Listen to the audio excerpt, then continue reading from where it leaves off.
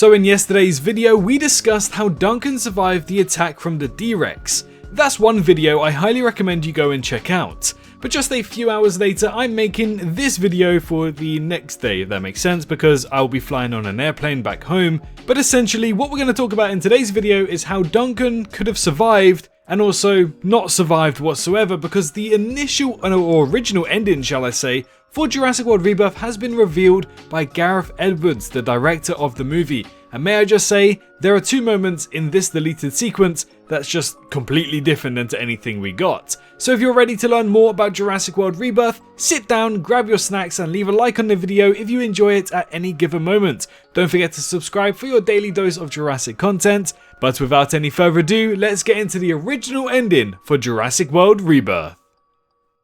So to recap the ending of Jurassic World Rebirth. Most of the people who went to the island came out alive, surprisingly, and they actually got on a boat and started to leave the island. However, during that sequence, we actually got to see Duncan lure away the D-Rex and ended up surviving the D-Rex. In our previous video, we explained how he canonically did that, since a lot of people were asking the same question, how on earth did he survive?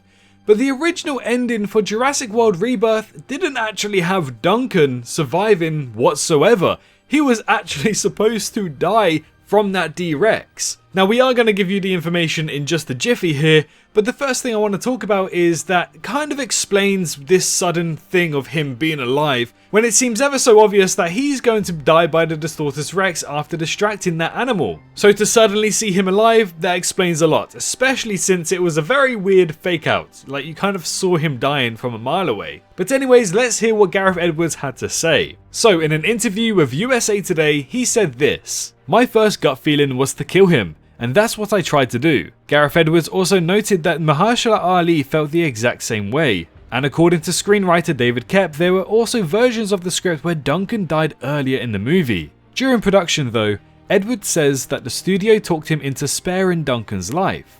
Gareth Edwards proceeds to say, "The director's cut had him dying, and I played it to the studio and they said, is there any version where we could just see him living? While initially reluctant, Gareth Edwards ended up cutting together a new version and ended up warming to it.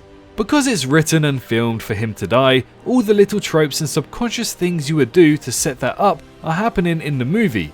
So then, weirdly, I think it was a surprise when he lives, because we've played all of the cards you can play when someone's about to have their last moments. It was one of those occasions where sometimes the studio knows what they're on about." Koepp was also on board with the change, noting that as the movie evolved, Duncan became a bigger part and more interesting character, and we have a fantastic actor playing him, so killing him 90 seconds before the end of the movie would not have made a lot of sense. So there you have it. In the initial releases, or at least the very first few scripts of Jurassic World Rebirth, Duncan was actually supposed to die. And again, as Gareth Edwards said, in Jurassic World Rebirth, they did every single card that they can possibly play to put as many tropes as possible to hint towards this character eventually dying in the movie. And in yesterday's video, I actually explained that. He felt like he lost his son, his partner, his 3 friends. The only friend that he has alive right now, Zora, is about to die as well. So of course he's going to sacrifice his life to save the children and Zora. All of those tropes were just right there. You get to see his depression slowly kick in. He was very happy with the Mosasaurus capture of the DNA, and then he's very upset with Zora for just brushing off the deaths of Bobby Atwater and Nina. And then later, when Leclerc dies by the Quetzalcoatlus, you can see that he just sits there, brushes his face, and he just looks so down and depressed about what just happened.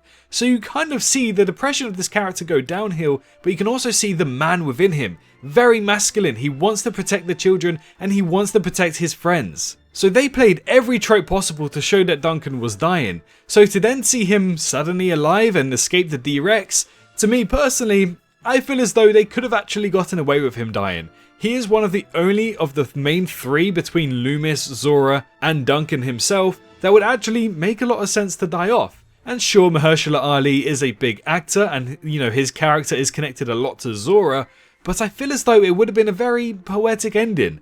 Honestly, I think in the second or the third movie in this trilogy, Duncan has to eventually die off to some degree, but I don't know how they're going to do that in a not so similar way to what they did with Rebirth and, you know, tossed that up in the air and may have screwed it. But it seems like loads of people seem to enjoy the fact that Duncan survived. But if it did seem a little bit choppy for you guys to think, how is he suddenly alive? That would explain it. He was initially supposed to die. But what if I were to tell you that there's actually more to this ending sequence that was originally supposed to be in the movie? Let's go back to the article and see what is said here. While the 3 previous Jurassic movies introduced a new villainous dinosaur that is then killed at the end of the movie, in Rebirth, the Distortus Rex remains alive and kicking when the credits rolls.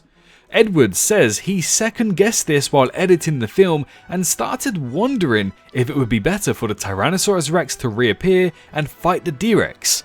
"Oh, I thought, oh my god, this is something we should be doing," he recalls. "It hadn't occurred to me before."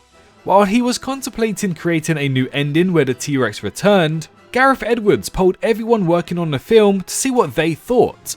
It was the movie's visual effects supervisor who talked him out of it by telling Edwards, "That's what happens in all of these movies, Gareth. The T-Rex turns up and saves the day, and everyone's expecting that. I was so pleased when you didn't do that." Gareth Edwards does also note that leaving the Distortus Rex alive isn't meant to set up its return in a possible sequel, but it's hard to kill that thing unless it was another animal that did it, which would lead to a similar ending of other Jurassic movies. So there we have it. Whilst it wasn't initially planned, there was at least a thought of the Tyrannosaurus Rex, Rebirther, returning in the movie and taking down the D-Rex. Now I'm not too sure how likely that would be the case because honestly the D-Rex looks a lot larger than the Tyrannosaurus Rex. It would have been cooler to maybe see the Mosasaurus and the Spinosaurus team up and, you know, shun the Distortus Rex close to the shore for the Mosasaurus to take it down. Kind of how the Mosasaurus took down the Indominus. I think that would have been fantastic, to be honest. But if it did feel like the movie was lacking a final battle,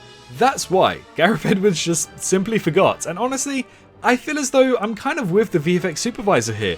Not every movie needs to end in a big spectacle of a dinosaur battle ending the movie. It'd be nice to have it in the middle of the movie, or at least some kind of dinosaur battle, which we did get with the Megalodon and the Velociraptors. But in my mind, I just don't logically see how the Tyrannosaurus Rex could take down the Distortus Rex. But to many people, and I see this quite often, the film did feel a little bit empty without seeing a dinosaur big battle. And that's actually surprisingly, I don't know how my mum came up with this, but my mum even said that after watching the movie, it just felt like she was waiting for the T-Rex to turn up and kill the Distortus Rex. But again, that's kind of what this VFX supervisor says in the article, to be honest. It was just expected. And sure, it becomes a common cliche, but that's where you bring in other species, like the Spinosaurus, like the Mosasaurus. They're great, but they didn't showcase too much of them in the movie, so it would have been better to have something like that. But those are the 2 new endings that were supposed to happen for Jurassic World Rebirth. Duncan was supposed to die, and there was a thought about the Tyrannosaurus Rex returning and taking on the Distortus Rex. So there we have it, ladies and gentlemen. Thank you so much for watching this video. Hopefully that clarifies a few things because honestly, yeah, I feel as though maybe Duncan should have died, and you can kind of feel that when you watch the scene again. And yes, at times it does seem as though the Tyrannosaurus Rex should have returned, or at least have some kind of final battle, but for me personally, I'm a bit impartial. But judging by the fans and what they said, how they wanted to see something take on the Distortus Rex and possibly kill it, it's definitely going to go down a bit sour of a taste with some of those fans, because they know for a fact that Gareth Edwards just simply forgot, and there was a moment in time where maybe there could have been an opportunity if he rewrote the ending. But at last, we didn't really get that, and whilst it wasn't intended to set up a sequel for the Distortus Rex being alive, I still think that there's a great opportunity here to write the Distortus Rex into that sequel. Maybe the cure they got all along doesn't actually work and causes more problems. Maybe Dolores even has a virus and spreads across humanity after biting someone, and the only way to fix this is the mutant blood, because that blood is not supposed to be natural, so they rework it in a way to basically cure humanity that way. Let's just say something like that. So there is still a possibility here. But anyways, if you enjoyed today's video, do consider leaving a like on the video and subscribing if you are brand new around here for your daily dose of Jurassic content. But most importantly, make sure you're all staying safe out there, and I'll see you all in the next one. Bye bye. Hey, did you enjoy the video? Well, why not leave a like and subscribe for more Jurassic content? I appreciate every single one of you for reaching this point into the video and supporting me this far. If you wish to support me even further, then feel free to head on down to the description where you can find links to donate, my Patreon, and you can also press that join button to become a member here on YouTube and gain access to some awesome emojis. A massive thank you to all of the YouTube members for this month, as well as the amazing fans over on Patreon too. Your extra bit of support really goes a long way. But for now, I wish you a great rest of your day.